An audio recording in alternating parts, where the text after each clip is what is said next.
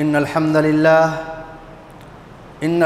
لله نحمده ونستعينه ونستغفره ونؤمن به ونتوكل عليه ونعوذ بالله من شرور أنفسنا ومن سيئات أعمالنا من يهده الله فلا مضل له ومن يضلل فلا هادي له ونشهد أن لا إله إلا الله ونشهد أن محمدًا عبده ورسوله يا أيها الذين آمنوا اتقوا الله حق تقاته ولا تموتن إلا وأنتم مسلمون يا أيها الناس اتقوا ربكم الذي خلقكم من نفس واحدة وخلق منها زوجها وبث منهما رجالا كثيرا ونساء واتقوا الله الذي تساءلون به والأرحام إن الله كان عليكم رقيبا يا أيها الذين آمنوا اتقوا الله وقولوا قولا سديدا يصلح لكم أعمالكم ويغفر لكم ذنوبكم ومن يطع الله ورسوله فقد فاز فوزا عظيما فإن أصدق الحديث كتاب الله وأحسن الهدي هدي محمد صلى الله عليه وآله وسلم وشر الأمور محدثاتها وكل محدثة بدعة وكل بدعة ضلالة والضلالة في النار وقال الله تعالى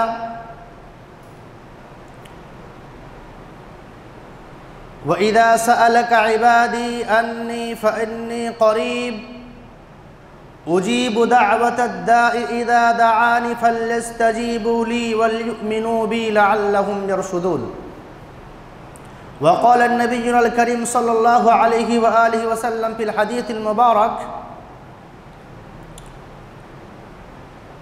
إذا دعا أحدكم فليعزم المسألة وقال أيضا ادعوا الله وأنتم موقنون بالإجابة যাবতীয় প্রশংসা উপাসনা আরাধনা আল্লাহ সুবহানাহু ওয়া তাআলার জন্য দরুদ ও সালাম বর্ষিত হোক নবী মুহাম্মদ মুস্তাফা সাল্লাল্লাহু আলাইহি ওয়া আলিহি ওয়াসাল্লামের প্রতি আল্লাহুম্মা সাল্লি আলাইহি আল্লাহুম্মা বারিক আলাইহি। সুপ্রিয় শ্রোতা মণ্ডলী,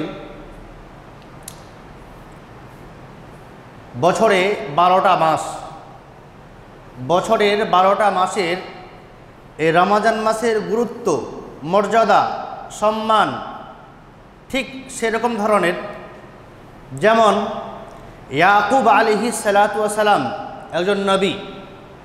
ইয়াকুব আলাইহিস সালাতু ওয়াস সালামের যেরকম 12 জন পুত্র ছিল, 12 জন পুত্রের মধ্যে ইউসুফ আলাইহিস সালাতু ওয়াস সালামের মর্যাদা, সম্মান, গুরুত্ব 12 ভাইয়ের মধ্যে যেমন ছিল, ঠিক 12টা মাসের মধ্যে এই রমজান মাসের গুরুত্ব হচ্ছে ঠিক ইউসুফ আলাইহিস সালাতু ওয়াস সালামের মতো।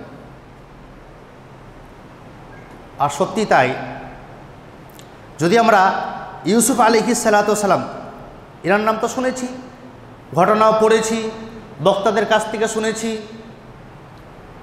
ইউসুফ আলাইহিস সালাতু ওয়াস সালামের জীবনী যখন আমরা পড়ি বা শুনি, ইউসুফ আলাইহিস সালাতু ওয়াস সালামের জীবনীর সঙ্গে যে রমজান মাস এখন আমাদের চলছে, এই রমজান মাসের সঙ্গে ইউসুফ আলাইহিস সালাতু ওয়াস সালামের জীবনের একটা ভালো মিল রয়েছে।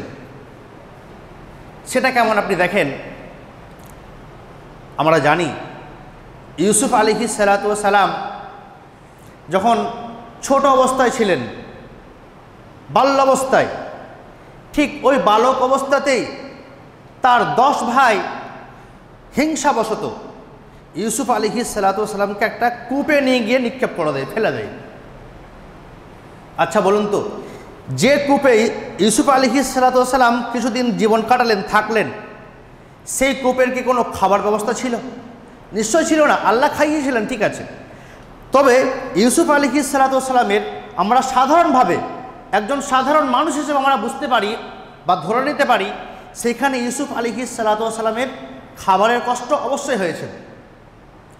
তারপরে যখন বণিকরা ইউসুফ আলাইহিস সালামকে কূপ থেকে উঠিয়ে নিয়ে গেলেন, আর নিয়ে যাওয়ার পরেও তারা নিজেদের কাছে না রেখে ইউসুফ আলাইহিস সালামকে মিশরের যে আজিজ, তার নাম ছিল আজিজ, সে আজিজের কাছে গিয়ে বিক্রি করে দেয়। আজিজ ইউসুফকে কিনে তার স্ত্রীকে বলে, তার স্ত্রীর নাম সম্পর্কে আমরা জানি, যেটা আমরা সকলে বলে থাকি, সেটা হচ্ছে জুলেখা। তো তার স্ত্রীকে বলে, এর তুমি ভালোভাবে যত্ন নিও। কিছুদিন যেতে না যেতেই ইউসুফ আলাইহিস সালামের কাছ থেকে আজিজের স্ত্রী প্রেম নিবেদন করতে লাগেন, তার সঙ্গে খারাপ আচরণের, ইউসুফ আলাইহিস সালামকে খারাপ আচরণের প্রস্তাব দেন আজিজের স্ত্রী। কিন্তু ইউসুফ আলাইহিস সালাম রাজি হলেন না।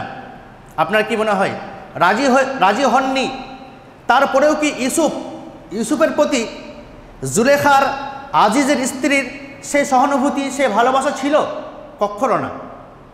যখন ইউসুফ আলাইহিস সালাম আজিজের স্ত্রীর প্রস্তাবে রাজি হলেন না, তারপরে সাধারণভাবে সব জায়গাতে, সর্বকালে, সর্বাবস্থায় যেটা সব জায়গাতেই ঘটে থাকে, ইউসুফ আলাইহিস সালামের সঙ্গে কিন্তু ব্যতিক্রম হয় না। সেটা কি? একটা বর্ণনা অনুযায়ী ইউসুফ আলাইহিস সালামের খাবার তার স্ত্রী বন্ধ করে দেয়। খাবার না খাইয়ে, খাবার বন্ধ করে ইউসুফ আলাইহিস সালামকে কষ্ট দেওয়ার চেষ্টা করে আজিজের স্ত্রী, আর যাতে করে সে নিরুপায় হয়ে ইউসুফ আমার প্রস্তাবে রাজি হয়ে যায়। কিন্তু ইউসুফ আলাইহিস সালাম তাও রাজি হলেন না। তাহলে আজিজের বাড়িতে এসে, মিশরে এসেও তিনাকে খাবারের কষ্ট সহ্য করতে হলো। 3 নম্বর ধাপে চলেন। যখন শেষ পর্যায়ে আজিজের স্ত্রী দেখলেন যে না, ইউসুফকে আমি মানাতে পারবো না, রাজি করাতে পারবো না, সে আমার প্রস্তাবে রাজি হবেন না, ইউসুফ আলাইহিস সালামের ব্যাপারে চক্রান্ত করে তাকে জেলখানাতে পাঠিয়ে দেওয়া হয়।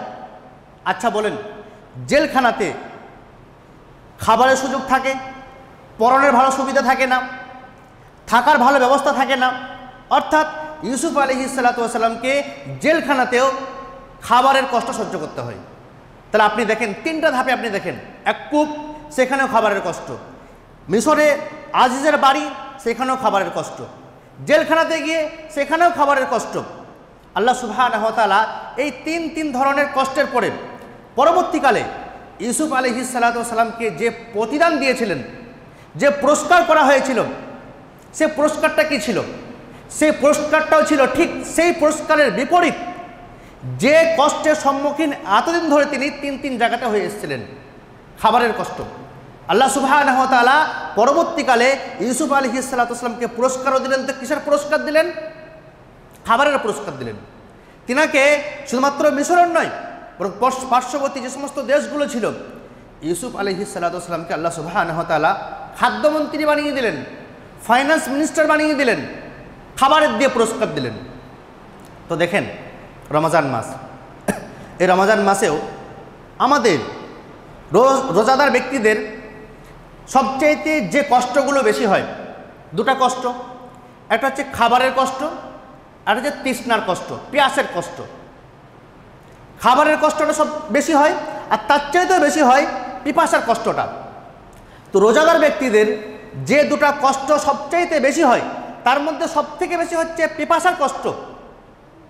কিয়ামতের দিনে আল্লাহ সুবহানাহু ওয়া তাআলা মানুষকে, ওই রোজাদার ব্যক্তিদেরকে, সিয়াম পালনকারীদেরকে আল্লাহ সুবহানাহু ওয়া তাআলা কিয়ামতের দিনে যে পুরস্কার দিবেন, সেই পুরস্কারটাও হচ্ছে দুনিয়ার কষ্টের বিপরীত পুরস্কার।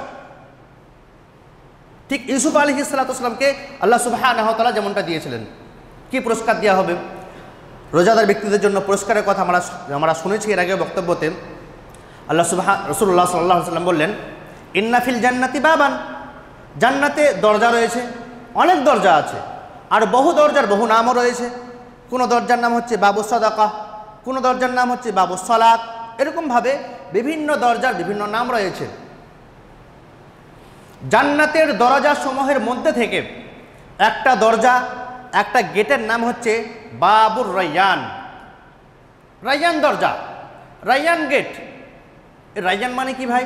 আচ্ছা, ওই রায়্যান দরজা দিয়ে, ওই রায়্যান গেট দিয়ে কারা যাবেন, কারা প্রবেশ করবেন, ওই গেট দিয়ে এন্ট্রি কাদের হবে? ওই রায়্যান গেট দিয়ে স্পেসিফিক শুধুমাত্র স্পেশালিস্ট প্রবেশ হবে, এন্ট্রি হবে যিনারা পৃথিবীতে সিয়াম রেখেছিলেন। যারা পৃথিবীতে আমরা রোজা রাখছি, আল্লাহ সুবহানাহু ওয়া তাআলা ওই রায়্যান গেট দিয়ে প্রবেশ করবেন শুধুমাত্র তাদেরকেই। আচ্ছা বলুন, জান্নাতে তো গেট অনেক রয়েছে, যেমনটা বললাম অনেক গেটের নাম রয়েছে। তার মধ্যে থেকে আল্লাহ সুবহানাহু ওয়া তাআলা রোজাদার ব্যক্তিদেরকে শুধুমাত্র রায়্যান গেট দিয়েই কেন নিয়ে যাবেন? অন্য গেট দিয়ে তো প্রবেশ করাতে পারতেন, অন্য গেট দিয়ে তো আল্লাহ সুবহানাহু ওয়া তাআলা নিয়ে যেতে পারতেন, কিন্তু না, রায়্যান গেট দিয়ে কেন? এই জন্যেই রায়্যান মানে হচ্ছে তৃপ্তি সহকারে পান করা। শুধু পান করা নয়, তৃপ্তি সহকারে পান করা। এমন পানি পান করা যার ফলে জান ভরে যায়, মন ভরে যায়, আসুদা হয়ে যায় মানুষ। তো তৃপ্তি সহকারে পান করার জন্য আরবিতে যে শব্দ ব্যবহার করা হয় তার মধ্যে একটা হচ্ছে রায়্যান। তো আল্লাহ সুবহানাহু ওয়া তাআলা কিয়ামতের দিনে মানুষকে পুরস্কারও দিবেন। তো কিসের পুরস্কার দিবেন? যে কষ্টের সম্মুখীন রোজাদার ব্যক্তিরা সবচেয়ে বেশি এই পৃথিবীতে হয়ে থাকেন। ঠিক ইউসুফ আলাইহিস সালামের মতো, তিনাকে যেমন 3টা স্টেপে খুব বেশি খাবারের কষ্ট সহ্য করতে হয়েছিল, আল্লাহ সুবহানাহু ওয়া তাআলা পুরস্কারও দিয়েছিলেন, তো তার বিপরীত পুরস্কার দিয়েছিলেন, খাবারের মন্ত্রী বানিয়ে দিয়েছিলেন। রোজাদার ব্যক্তিরও পৃথিবীতে যে কষ্ট হয়, আল্লাহ সুবহানাহু ওয়া তাআলা আখিরাতে কিয়ামতের দিনে ঠিক সেরকম ধরনের পুরস্কার দিবেন যে তোমার যেরকম ধরনের কষ্ট পৃথিবীতে হয়ে এসেছিল। আচ্ছা, আর যারা রোজা রাখি না, আমার যদিও আপনাদের প্রতি একটা সুধারণাই আছে, বিশেষ করে নববস্তি গ্রামের আলহামদুলিল্লাহ পার্শ্ববর্তী এলাকাতে ভালো নামও আছে, সুনাম আছে, আর সেই ধারণা নিয়ে আমি বলছি। আলহামদুলিল্লাহ এই গ্রামের লোকরা আশা করি রোজদার ব্যক্তিদের পার্সেন্টেজ ভালো, কিন্তু পার্শ্ববর্তী গ্রাম, বিশেষ করে আমি যেখানে থাকি বা আরও অন্য অন্য এলাকাতে, বিশেষ করে এই সমস্ত সিজনগুলোতে যেখানে রৌদ্রের তাপ খুব বেশি, এই সময় বা এই বছরটাতে রোজা না রাখার ব্যক্তিদের সংখ্যাও খুব বেশি। আমার মনে হয় এই গ্রামগুলোতে খুঁজলেও সংখ্যায় কম হলেও বেরিয়ে যাবে। তো যারা রোজা রাখি না তাদেরও শাস্তিটা আল্লাহ সুবহানাহু ওয়া তাআলা ঠিক সেরকমভাবে দিবেন যেরকমভাবে পৃথিবীতে মানুষ ভক্ষণ করে। আচ্ছা, যারা রোজা রাখি না তাদের শাস্তিটা কি হবে? তাদের শাস্তি সম্পর্কে বলা হয়েছে সামুরা বিন জুনদুবের হাদিসটা। দুজন ফেরেশতা নবী করিম সাল্লাল্লাহু আলাইহি ওয়াসাল্লামের কাছে আসলেন, এসে নবী সাল্লাল্লাহু আলাইহি ওয়াসাল্লামকে নিয়ে যাওয়া হলো একটা পাহাড়ের কাছে। আর সেই পর্বতের কাছে গিয়ে নবী সাল্লাল্লাহু আলাইহি ওয়াসাল্লামকে বলা হলো যে আপনি আরোহণ করেন, আপনি ওঠেন। আল্লাহ রাসূল বললেন যে এত উঁচু পাহাড় ইম্পসিবল, আমি উঠতে পারবো না। বলে আপনি উঠেন, চেষ্টা করেন, আপনার জন্য সহজ করে দেওয়া হবে। নবী সাল্লাল্লাহু আলাইহি ওয়াসাল্লাম পাহাড়ের উপরে উঠলেন। পাহাড়ের উপরে উঠে কিছু মানুষের বিকট তর্জন গর্জন শুনলেন, আওয়াজ শুনলেন, কুকুর শেয়ালের মতো, বাঘের মতো গর্জন করছে, চিৎকার করছে, কান্নাকাটি করছে। নবী সাল্লাল্লাহু আলাইহি ওয়াসাল্লাম যখন তাদের পাশ দিয়ে পেরিয়ে যাচ্ছেন, দেখছেন যে কিছু মানুষ যাদের পায়ে দড়ি বেঁধে উল্টো করে লটকিয়ে দেওয়া হয়েছে, টাঙিয়ে দেওয়া হয়েছে, যেমন কসাইখানাতে গরু ছাগলকে টাঙিয়ে দেওয়া হয়, ঠিক কিছু মানুষকে পায়ে দড়ি বেঁধে উল্টো করে টাঙিয়ে দেওয়া হয়েছে। আর তাদের মুখ দিয়ে রস লালা পড়ছে, রক্ত বেরোচ্ছেন। নবী সাল্লাল্লাহু আলাইহি ওয়াসাল্লাম যখন জিজ্ঞাসা করলেন ওই ফেরেশতাদেরকে, এরা কারা যাদেরকে উল্টো করে টাঙিয়ে দেওয়া হয়েছে, তারপর তাদের মুখ দিয়ে লালা বেরোচ্ছে, রক্ত বেরোচ্ছে, বজ্র পদার্থ বেরোচ্ছে, অপ্রয়োজনীয় পদার্থগুলো বেরিয়ে যাচ্ছে তাদের মুখ থেকে, এরা কারা? ফেরেশতারা বললেন এরা হচ্ছে ওই ব্যক্তি যারা পৃথিবীতে রোজা তো রাখত, সাহারিও খেত, নিয়ত রাখত, কিন্তু ইফতারের কিছুক্ষণ পূর্বে তারা রোজা ভেঙে ফেলতো, তারা ইফতার করে ফেলতো। কিছুক্ষণ আগে ইফতার করে যারা ফেলতো তাদের শাস্তি হচ্ছে ওটা যেটা আপনি স্বচক্ষে দেখছেন। দেখুন, ওই লোকগুলো পৃথিবীতে খাওয়া দাওয়া করেছিল, রোজা না রেখে ইফতারের কিছুক্ষণ আগে তারা যে মুখ দিয়ে খাবার ভক্ষণ করেছেন, যে মুখ দিয়ে পানীয় জাতীয় জিনিস পান করেছেন, আল্লাহ সুবহানাহু ওয়া তাআলা কিয়ামতের দিনে শাস্তিটাও ঠিক তার বিপরীত বা এই পৃথিবীর খাবারের সঙ্গে মিল রেখে আল্লাহ সুবহানাহু ওয়া তাআলা শাস্তি দিচ্ছেন। যে তারা যেমন পৃথিবীতে ভক্ষণ করেছিল, আল্লাহ সুবহানাহু ওয়া তাআলা সেই খাবার তাদের মুখ থেকে বের করিয়ে নেবেন। তাহলে পৃথিবীতে যারা খাবো, যে মুখ দিয়ে খাবো, আল্লাহ সুবহানাহু ওয়া তাআলা কিয়ামতের দিনে সেই খাবার বের করিয়ে নেবেন আর মুখ দিয়ে বের করাবেন। আর যদিও এটা আমার ইজতিহাদ, আমি মনে করি যে এটা হচ্ছে যারা রোজার কিছুক্ষণ আগে রোজা ভেঙে ফেলতো, ইফতারের কিছুক্ষণ আগে রোজা ভেঙে ফেলতো, তাদের শাস্তি হচ্ছে মুখ দিয়ে বেরোবে। আর যারা পুরো মাস রোজা রাখলাম না, একদিনও করলাম না, একদিনও করি না, তাদের কি শাস্তি হবে? আমার মনে হয় তাদের খাবারটা শুধুমাত্র মুখ দিয়ে নয়, তাদের নাক দিয়েও বার হবে, চোখ দিয়েও বার হবে, আর কান দিয়েও বার হবে। আল্লাহ সুবহানাহু ওয়া তাআলা করবেন, অসম্ভব তো কিছুই নয়, এটা আমার মনে হয়। তো যে কারণে আল্লাহ সুবহানাহু ওয়া তাআলার যারা আমরা আদেশ পালন করছি, রোজা রাখছি, আল্লাহ সুবহানাহু ওয়া তাআলা কিয়ামতের দিনে যে আমাদেরকে পুরস্কার দিবেন, ঠিক এই কষ্টের মতোই পুরস্কার আল্লাহ সুবহানাহু ওয়া তাআলা দিবেন। এই কষ্টের সঙ্গে আমাদের পুরস্কারের একটা ভালো মিল রয়েছে। আর যারা পৃথিবীতে রোজা রাখছি না, রাখতে রাখছি না, আল্লাহ সুবহানাহু ওয়া তাআলা কিয়ামতের দিনে তাকে যে শাস্তি দেবেন, এই দুনিয়ার খাবারের সঙ্গে আখিরাতের শাস্তির একটা বেশ ভালো সুন্দর মিল রয়েছে, যেটা আমরা আমাদের এতক্ষণ পর্যন্ত আলোচনাতে বুঝতে পারলাম। রমজান মাস বড় ফজিলতের মাস, বড় গুরুত্বের মাস, মাগফিরাতের মাস, দয়ার মাস, ক্ষমার মাস। আর এই মাসের গুরুত্ব ফজিলত সম্পর্কে আমরা আলহামদুলিল্লাহ অনেক কথাই শুনেছি, যে কারণে আর সে সম্পর্কে আলোচনা না করে এই রমজান মাসে আমাদের জন্য বেশ কিছু করণীয় রয়েছে, বেশ কিছু বর্জনীয় রয়েছে। তো যে সমস্ত করণীয়গুলো রয়েছে, আমরা বেশ কিছু করণীয় সম্পর্কে এর আগে শুনেছি। আজকে একটা জিনিস নিয়ে শুধুমাত্র আমি আলোচনা করি, সেটা হচ্ছে আল্লাহ সুবহানাহু ওয়া তাআলা সূরা বাকারার 183 সম্ভবত 183 থেকে নিয়ে 85 আয়াত পর্যন্ত এই কয়েকটা আয়াতে রোজার বিধিবিধান, রোজার হুকুম আহকাম, রোজা কাদেরকে রাখতেই হবে, কারা না রাখলেও চলবে, পরবর্তীকালে রেখে নেবে, কাদের পরবর্তীকালেও রাখতে হবে না, মিসকিনকে খাবার খাওয়ালে ফিদিয়া দিলেই চলে যাবে, রোজার বিধিবিধানগুলো আলহামদুলিল্লাহ এই কয়েকটা আয়াত আল্লাহ সুবহানাহু ওয়া তাআলা বর্ণনা করেছেন। আর ঠিক 185 আয়াতের পরেই যেখানে আল্লাহ সুবহানাহু ওয়া তাআলা রোজার বিধিবিধানের কথা সমাপ্ত করলেন, আর তারপরেই জাস্ট পরে যে বিষয়টা সম্পর্কে আলোচনা শুরু হয়ে গেল, সেই বিষয়টা হচ্ছে আপনার আমার সকলের পরিচিত বিষয়।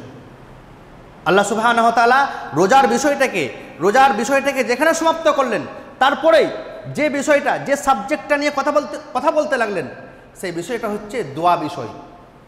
আল্লাহ সুবহানাহু ওয়া তাআলা বললেন, ওয়া ইযা সাআলাকা ইবাদি আন্নী ফাইন্নী করিব। হে রসুল, তোমাকে যদি লোকেরা জিজ্ঞাসা করে আমার সম্পর্কে, বলে দাও যে আমি তাদের অনেক খুবই নিকটবর্তী রয়েছি, তাদের নিকটে রয়েছি। আর তারা যদি আমার কাছে দোয়া করে, তাদের দোয়া আমি গ্রহণ করব, কবুল করব। তাহলে আল্লাহ সুবহানাহু ওয়া তাআলা রোজার পরেই যেহেতু দোয়ার কথা উল্লেখ করলেন, তার মানে বুঝতে পারলাম যে রোজার সঙ্গে দোয়ার একটা খুবই গভীর সম্পর্ক রয়েছে। রোজা, সিয়াম আর দোয়া, এই দুজনের সম্পর্ক হচ্ছে খুবই গভীর সম্পর্ক, দুজন অতপ্রতভাবে জড়িত। যে কারণে এই রমজান মাসে আমাদের যে করণীয় রয়েছে, তার মধ্যে একটা করণীয় হচ্ছে আমাদেরকে বেশি বেশি করে দোয়া করা। আর এই দোয়া সম্পর্কে তো আপনারা জানেন যে আমাদের এলাকাতে আমাদের বিষয়ে বেশ কিছু অপপ্রচার করা হয়, যে এরা দোয়া উঠিয়ে দিতে চায়, এরা দোয়া করতে চায় না, এরা দোয়া বিরোধী, ইত্যাদি ইত্যাদি অনেক ভালো ভালো শব্দ ব্যবহার করা হয় এই দোয়া বিষয় নিয়ে। আমি যদিও সেই বিষয়টাতে যেতে চাইছি না, আমি দোয়ার কিছু আদব নিয়ে আলোচনা করব। তারপরে দু একটা কথা খালি এখানে বলি, আসলে আমরা তো দোয়া বিরোধী নয়। ব্যাপারটা হচ্ছে কেমন, যে যারা দোয়ার যে ফিল্ড, দোয়ার যে ময়দান, দোয়ার যে মাঠটা খুব বেশি প্রশস্ত, যারা এই প্রশস্ত মাঠটাকে, ময়দানটাকে, ফিল্ডটাকে যারা সংকীর্ণ করে দিতে চায়, যারা সংকুচিত করতে চায়, যারা ছোট করে দিতে চায়, আমরা সেটা বলি যে না, একে ছোট না করে এর ময়দানটা যতটা প্রশস্ত, একে প্রশস্ত থাকতে দাও। আর আমরা যখন মাঠে রয়েছি, যারা আমরা যে কোনো খেলা খেলি, যখন মাঠে থাকি, মাঠে থাকা অবস্থাতেই খেলা দরকার। যতক্ষণ আমরা মাঠে রয়েছি, ফিল্ডে রয়েছি, ফিল্ডে থাকা অবস্থায় খেললে সেই সময় যদি গোল দেওয়া হয়, তাহলে সেই গোলের দাম পাওয়া যাবে। আর মাঠ থেকে যখন চলে যাব, তারপর যদি ছয় মারা হয়, গোল দেওয়া হয়, সেই গোলের কিন্তু কোনো দাম থাকবে না, সেই ছয়ের কোনো দাম থাকবে না। আমরা এই কথা বলি, যখন আমরা খেলছি, খেলতে খেলতে আমরা সেন্টার থেকে গোলটাকে না করে, সেন্টার থেকে কিক না করে, মাঝখান থেকে কিক না করে, আমরা যদি সম্ভব হয় আমরা গোলের কাছাকাছি গিয়ে আমরা কিকটা করি না, গোলটা করি না, তাহলে ঢোকার সম্ভাবনাটা একটু বেশি থাকবে। আশা করি ব্যাপারটা বুঝতে পেরেছেন। তো যে কারণে দোয়ার যে গুরুত্ব রয়েছে, দোয়া তো আলহামদুলিল্লাহ আমরা সকলেই কম বেশি করি, কিন্তু আপনি বলুন বর্তমান সময়ে দোয়ার কিন্তু তেমন কোনো পজিটিভ রেসপন্স নেই, পজিটিভ রেজাল্ট নেই। রেসপন্স বলা ভুল হচ্ছে, পজিটিভ রেজাল্ট আমরা আমাদের পার্থিব জগতে দেখতে পাচ্ছি না। কেন দেখতে পাচ্ছি না? এই জন্য দেখতে পাচ্ছি না, দোয়ার বেশ কিছু শর্ত রয়েছে, কন্ডিশনস রয়েছে, দোয়ার কিছু আদব আছে, শিষ্টাচার রয়েছে, সেগুলোকে আমরা মেনটেন করতে পারছি না, সেগুলোকে আমরা পালন করতে পারছি না, মেনে চলতে পারছি না। আর মেনে চলতে পারছি না বলে দোয়া আমরা করছি, তারপরে কিন্তু দোয়া আমাদের কবুল হচ্ছে না। তো ইনশাল্লাহ এই দোয়ার আদব বিষয়ে কিছু কথা বলি, যেহেতু রমজান মাস, বেশি বেশি করে দোয়া করতে হয়। আমরা দোয়া করি, তো দোয়া সম্পর্কে নবী করিম সাল্লাল্লাহু আলাইহি ওয়াসাল্লাম বললেন, মাল্লাম ইয়াসআলিল্লাহ ইয়াগযাবু আলাইহিম, যে ব্যক্তি দোয়া করবে না, যে ব্যক্তি আল্লাহর কাছে চাইবে না, আল্লাহ সুবহানাহু ওয়া তাআলা তার প্রতি রাগান্বিত হয়ে যান। আর কোরআনে অন্য জায়গাতে বলা হয়েছে, যারা দোয়া করবে না তারা হচ্ছে অহংকারী। দোয়া না করাটা হচ্ছে একজন অহংকার ব্যক্তির নিদর্শন। আর এই দোয়া করাটা এটা হচ্ছে শরীয়তের, আল্লাহর নির্দেশ। আল্লাহ সুবহানাহু ওয়া তাআলা বললেন, উদউনি আস্তাজিব লাকুম, তোমরা আমার কাছে দোয়া করো। এখানে আদেশ সূচক শব্দ ব্যবহার করা হয়েছে, ইম্পেরাটিভ শব্দ ব্যবহার করা হয়েছে, ইম্পেরাটিভ সেন্টেন্স ব্যবহার করা হয়েছে। তোমরা দোয়া আমার কাছে করো, আদেশ করা হচ্ছে, তোমরা দোয়া করো, তোমাদের দোয়া আমি গ্রহণ করব, কবুল করব। অন্য জায়গাতে রাসূলুল্লাহ সাল্লাল্লাহু আলাইহি ওয়াসাল্লাম বললেন, আদ-দুআউ হুয়াল ইবাদাহ, দোয়াই হচ্ছে ইবাদত। আরেকটা জামিউস সাগীরের হাদিস, যেটা শেখ আলবানী হাসান বলেছেন বা সহিহ বলেছেন, সেটা হচ্ছে আদ-দুআউ আফজালুল ইবাদাহ, দোয়া হচ্ছে উত্তম ইবাদত।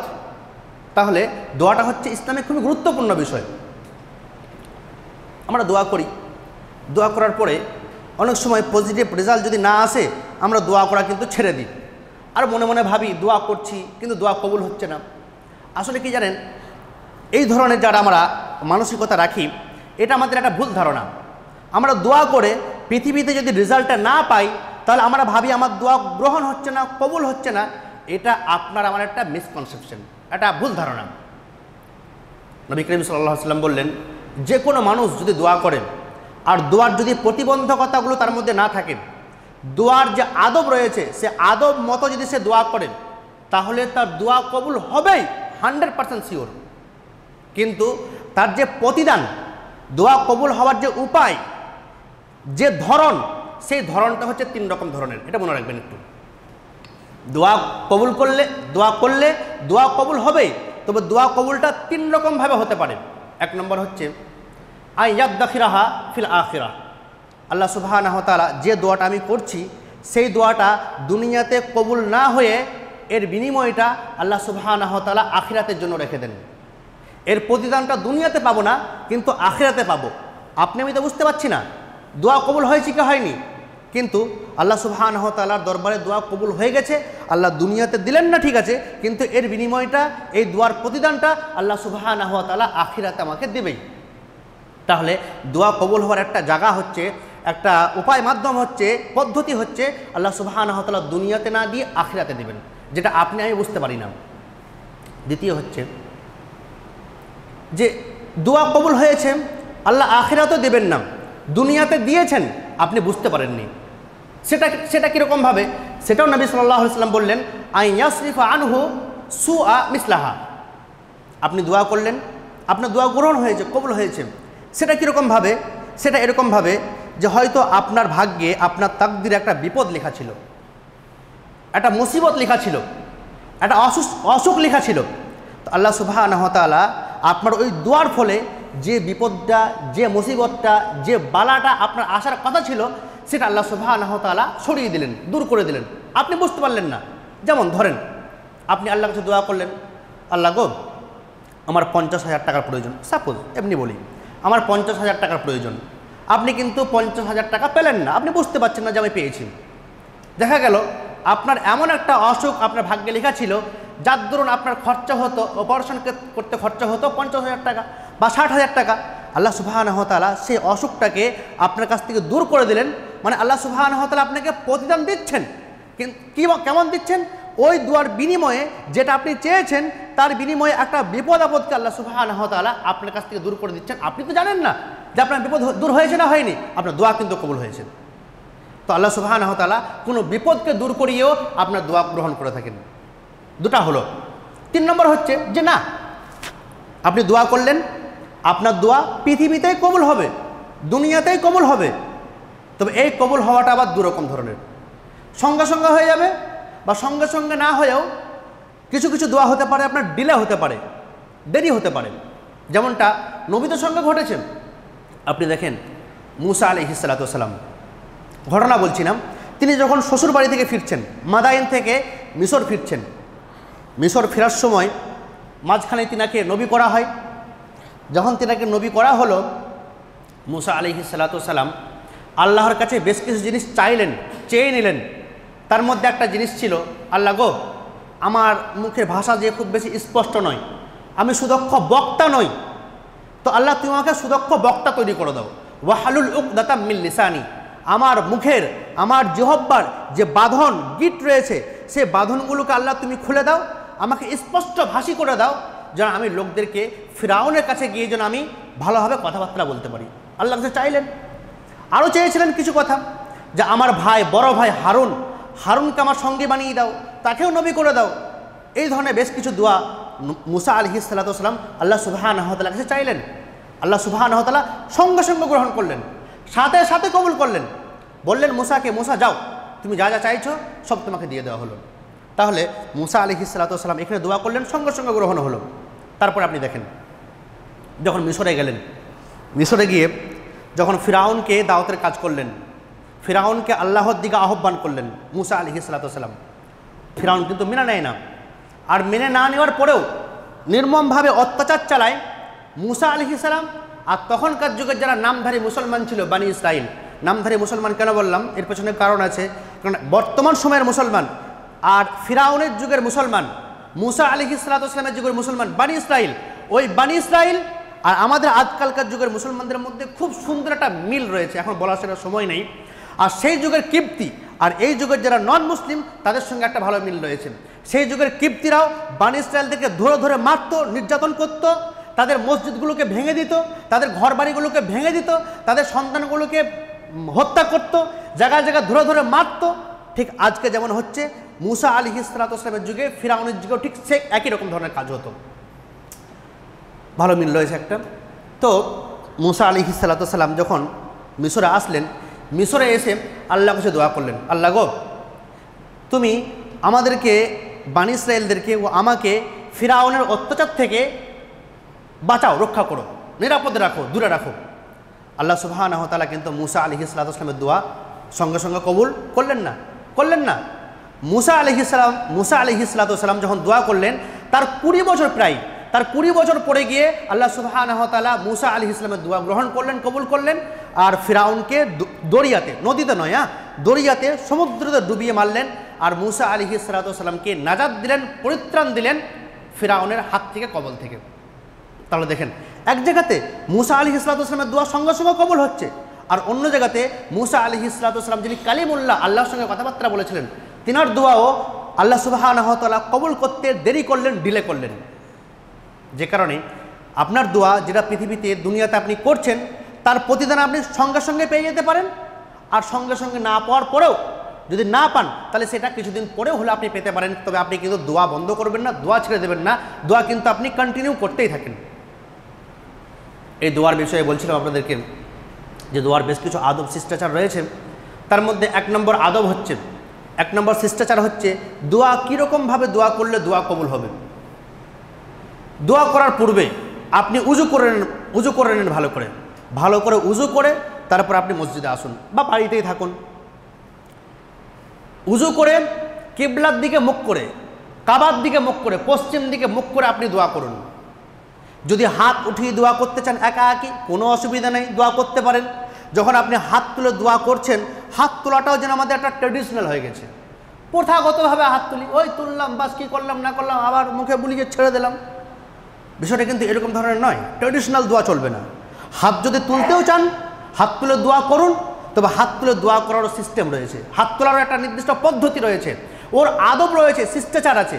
সেরকমভাবে হাত তোলাটা হচ্ছে বেশি ভালো। সেটা হচ্ছে আপনি চেহারা বরাবর, মুখ বরাবর হাত দুটোকে উত্তোলন করুন, এরকমভাবে চেহারা বরাবর, এরকমভাবে বা আরও অন্যরকমভাবে যেরকম আমাদের হাত তুলতে দেখা যায়। এটা কিন্তু সঠিক নিয়ম, সঠিক পদ্ধতি নয়। কেননা নবী করিম সাল্লাল্লাহু আলাইহি ওয়াসাল্লাম সম্পর্কে বলা হয়, তিনি যখন বদরের যুদ্ধের সময় দোয়া করছিলেন, মুসলমানদের হয়ে কাফিরদের বিরুদ্ধে নবী করিম সাল্লাল্লাহু আলাইহি ওয়াসাল্লামের হাত দুটো এতটা বেশি উঁচু ছিল, বগলের সাদা অংশ পর্যন্ত দেখা যাচ্ছিল, আর চাদরটা শরীর থেকে পড়ে যাচ্ছিল। মানে কতটা বেশি তিনি হাতটা উঠিয়েছিলেন, যে কারণে এরকমভাবে নয়, বরং আপনি চেহারা বরাবর হাত দুটোকে তুলে দোয়া করতে পারেন। তিনটা কথা বললাম দোয়ার আদব সম্পর্কে, তিনটা কথা বললাম। উজু করুন, পশ্চিম দিকে কিবলার দিকে মুখ করে হাত তুলে দোয়া করতে চাইলেও মুখ বরাবর হাত দুটো তুলবেন। 4 নম্বর, কেমনভাবে দোয়া করতে হবে।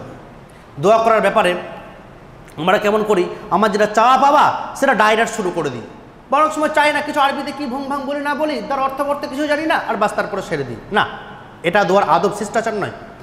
দোয়ার শিষ্টাচার হচ্ছে, আদব হচ্ছে যে আপনি যখন দোয়া করবেন প্রথমে আল্লাহর প্রশংসা দিয়ে দোয়া শুরু করতে হবে। দ্বিতীয় নম্বর, রসুলের প্রতি দরুদ পাঠ করে দোয়া শুরু করতে হবে।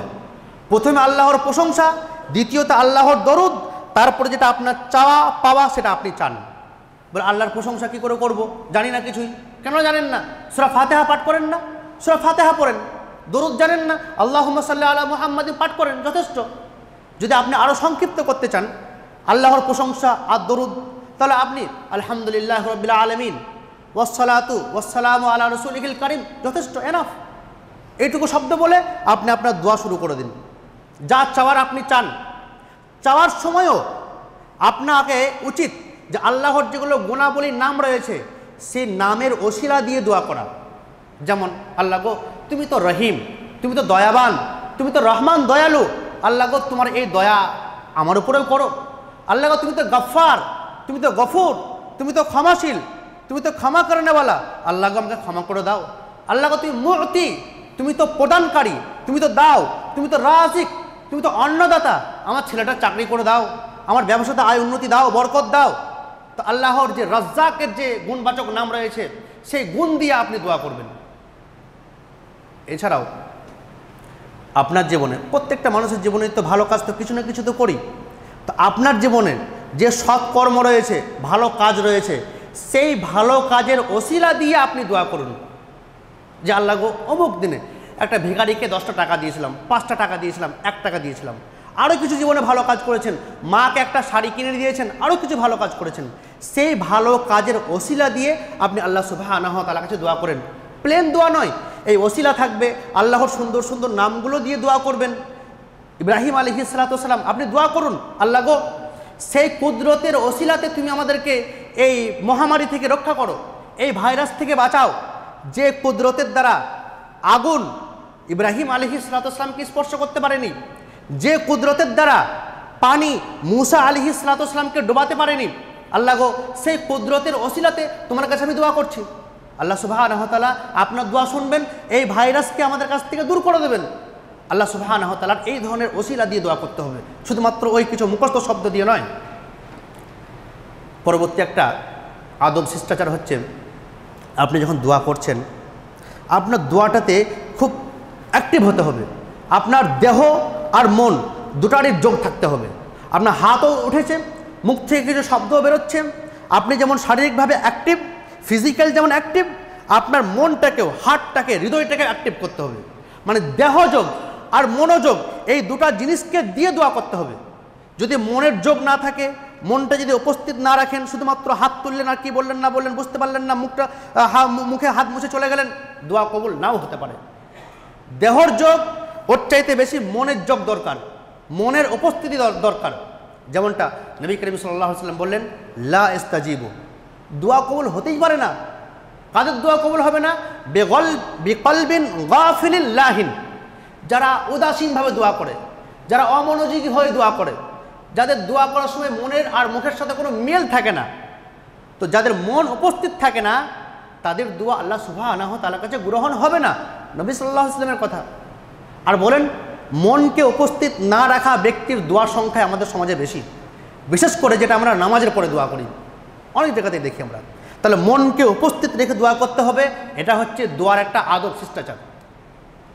পরবর্তী আরেকটা আদব হচ্ছে, আপনি যখন দোয়া করছেন, দোয়া করার সময় খুব জোরপূর্বক দোয়া করতে হবে।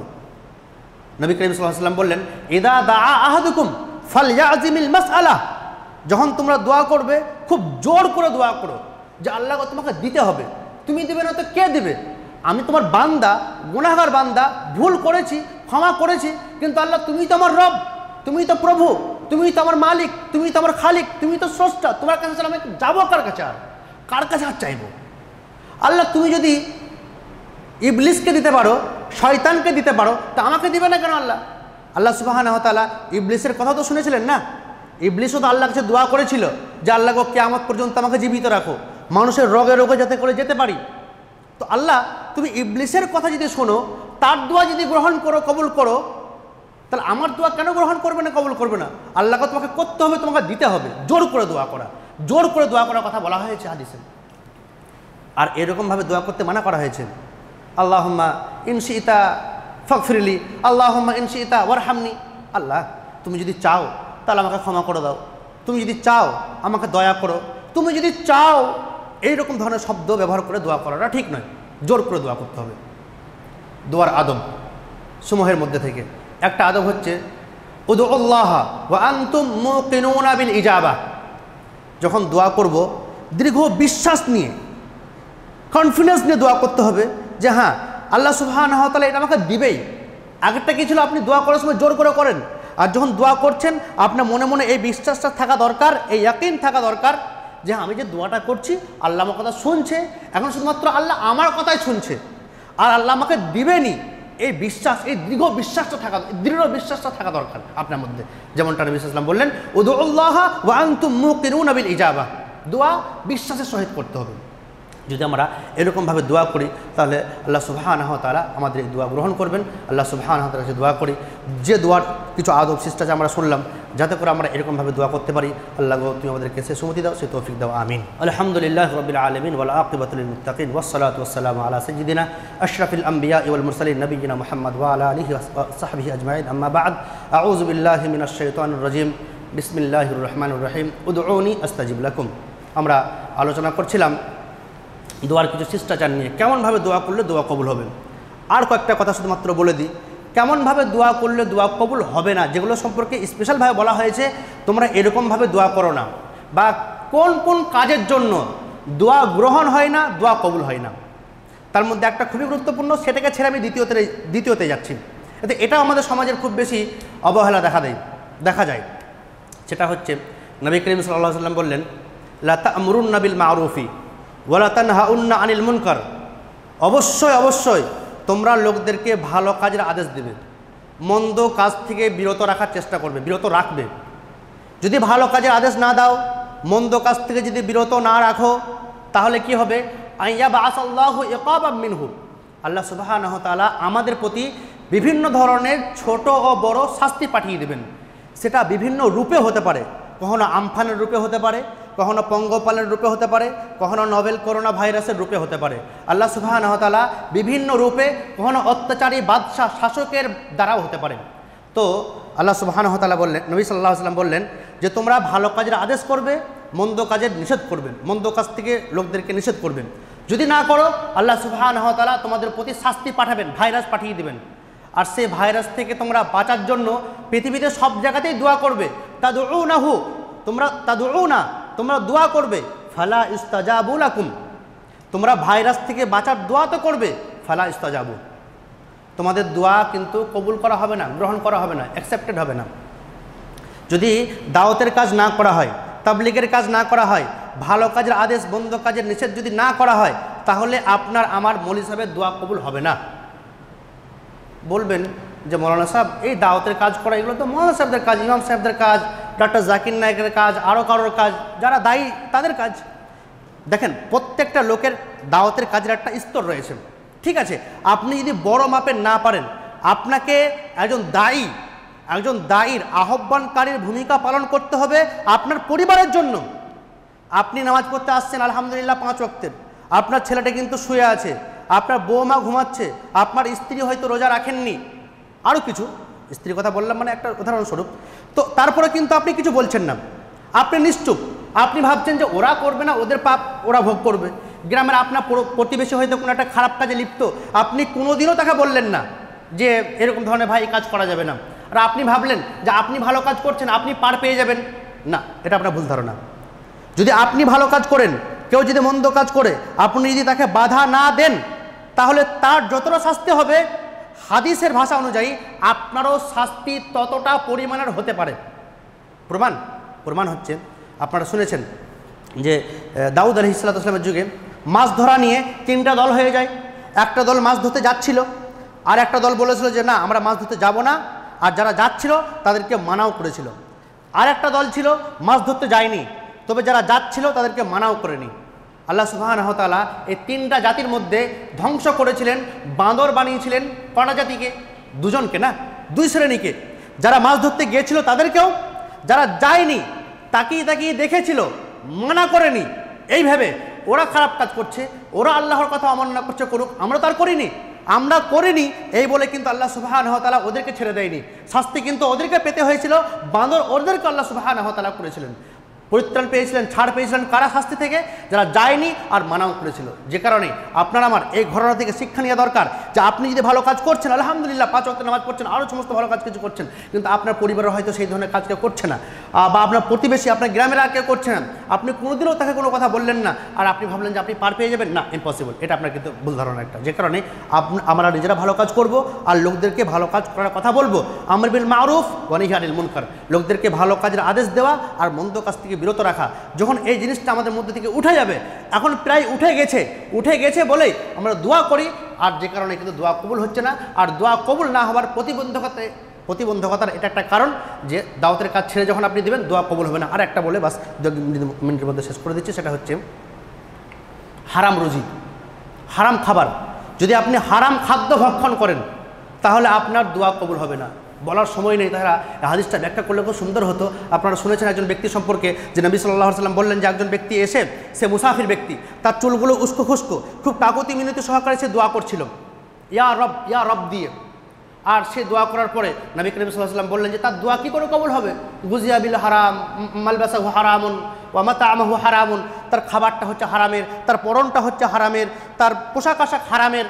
তো সে হারাম খাদ্য ভক্ষণ করেছে, সে হারাম পানীয় বস্তু ভক্ষণ করেছে, তার পোশাকটা হারাম, আর হারাম জিনিস নিয়ে দোয়া করলে দোয়া কী করে কবুল হবে? আপনি দেখেন ওই লোকটার দোয়া কবুল হওয়ার দোয়ার আদবের মধ্যে বেশ কিছু আদব ছিল। একটা ছিল সে মুসাফির ব্যক্তির দোয়া কবুল হয়। দ্বিতীয় হচ্ছে হাত উঠিয়ে দোয়া করছিল, হাত উঠিয়ে দোয়া করা ভালো বেশ কিছু ক্ষেত্রে। 3 নম্বর ছিল সে ছিল খুবই উস্কো খুস্কো, খুব কাকুতি মিনতি সহকারে দোয়া করছিল। কাকুতি মিনতি সহকারে দোয়া করাটা দোয়ার একটা আদব। 4 নম্বর হচ্ছে সে ইয়া রব শব্দ দিয়ে দোয়া করছিল। আর দোয়ার আদব সমূহের মধ্যে একটা আদব এটাও, রব শব্দ দিয়ে দোয়া করা। যে কারণে আপনি দেখবেন যত দোয়া আছে না, বেশিরভাগ দোয়াগুলো শুরু হয় রব শব্দ দিয়ে। রব্বানা আতিনা ফিদ দুনিয়া হাসানা, রব্বানা যালামনা আনফুসানা ওয়া লাম তাগফির লানা রব্বির হামহুমা কামা রাব্বায়ানি সাগীরা। বেশিরভাগ দোয়াগুলো দেখবেন রব শব্দ দিয়ে দোয়াগুলো শুরু হয়। যে কারণে রব শব্দ দিয়ে দোয়া করলে দোয়া কবুল হওয়ার চান্স খুব বেশি। ওই লোকটা কিন্তু দোয়া কবুল হওয়ার যতগুলো শর্ত ছিল, যতগুলো আদব শিষ্টাচার ছিল, বেশিরভাগগুলোকে কিন্তু মেনটেন করে দোয়া করছিলেন, তারপরে কিন্তু তার দোয়া কবুল হলো না। কেন হলো না? নবী সাল্লাল্লাহু আলাইহি ওয়াসাল্লাম বললেন তার খাবারটা হচ্ছে হারামের, হারাম খাবার ভক্ষণ করলে কিন্তু দোয়া কবুল হবে না। আজ আমাদের সমাজে একটু ক্যালকুলেশন করে নেবেন, আমরা কতজন হারাম খাবার ভক্ষণ করি আর আমাদের হালাল খাদ্য তালিকা আমাদের কতজন রয়েছে আমরা। যে কারণে এই হারাম খাবার যদি পর্যন্ত না ছাড়বো দোয়া কিন্তু কবুল হবে না। ভালো লোকরা দোয়া করলেও দোয়া কবুল হবে না। তো মূলত 2টা কারণ বললাম দোয়া কবুল না হওয়ার, আর আমাদের মধ্যে অহরহ এই 2টা জিনিস পাওয়া যায়। আমরা এই 2টা জিনিস থেকে দূরে থাকার চেষ্টা করবো। তাহলে আল্লাহ সুবহানাহু ওয়া তাআলা আমাদেরকে আমাদের দোয়া গ্রহণ করবেন, কবুল করবেন।